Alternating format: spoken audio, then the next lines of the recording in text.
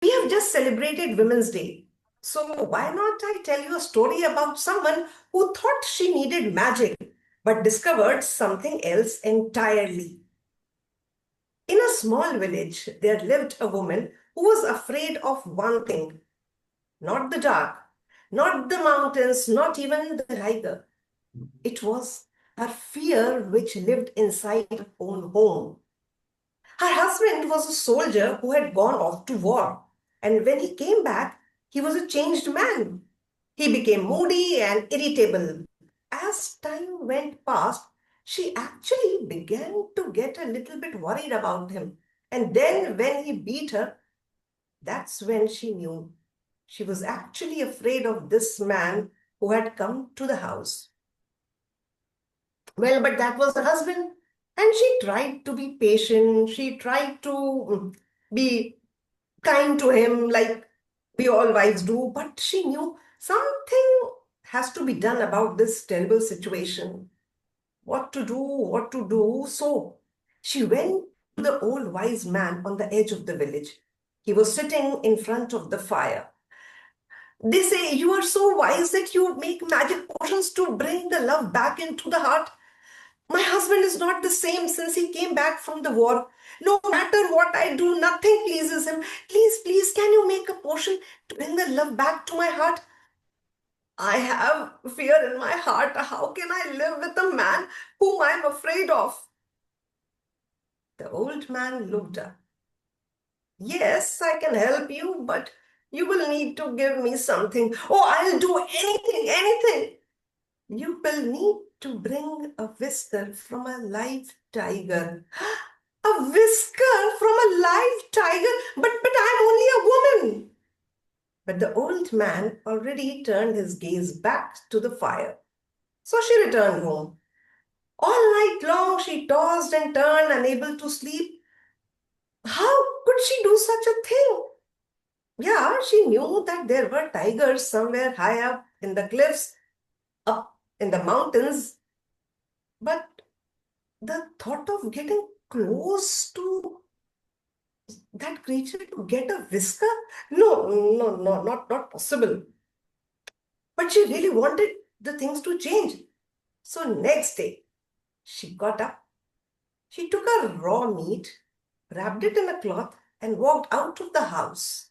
She walked towards the mountains, crossing the winding paths, higher and higher, and all day she walked until after the sun had passed the zenith and she could hear the sound of water. She saw a little brook, and high up above her on the cliffs, she could see the dark mouth of the cave. And she thought to herself, if there is a tiger there, he will come down to drink water.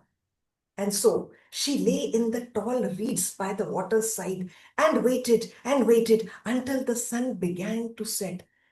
And that's when she heard it. Roar of a tire. And she could see him coming down those cliffs, and her heartbeat became loud, loud, and louder.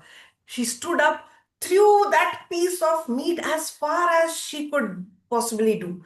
She didn't even wait to see where it landed. And she turned and ran fast as she could run, all the way back from the mountain to her house. The next morning, she took another piece of meat, went to the same place, waited until the sun began to set, and she saw the tiger coming down towards the water. She again threw the meat as far as she could throw it. But this time, she stood there to see where it landed. She went back home. The next day, she came to the same place, and this time she stood there to watch the tiger devour that piece of meat. She turned and ran back home. And she went to that place day after day, week after week, for 6 months. And every day she inched her way closer and closer and closer until by the end of 6 months, the tiger was so used to her presence that he was eating from her open hand. She would stroke the tiger and would talk to the tiger, and the tiger would lie there like a pussy cat. A strange friendship developed. And one day, she gently plucked a whisker from his face and thanked him and ran. She ran to the old man's hut. I did it, I did it, a whisker from a live tiger. The old man examined it. Great, how did you get it? So she told him how she found the place where the tiger came to drink water, how she went there every day for 6 months, inching her way until the tiger was so close to her presence that he was eating from her open hand. The old man listened and smiled, and then, without a word, he threw that whisker into the fire before him. What have you done? The magic potion. You promised me. Oh, child, a woman who can tame a tiger does not need a magic potion. And he returned his gaze to the fire. So, friends, just recall and think, how many mountains have you climbed quietly? How many tigers have you faced without applause? How many times have you transformed while trying to fix someone else? This Women's Day, let me remind you, you are not weak because you stayed. You are not foolish because you hoped. You are not small because you were patient. You are powerful because you learned to stand before a tiger and not run. And once a woman discovers her strength, no tiger in the world can frighten her again. And I know you all will agree with me. And now I request you all to gently close your palm as if you are still holding that whisker and say, I carry my own whisker of courage. I carry my own whisker of courage. And that was a Korean folk tale, a tiger's whisker for you all. Thank you.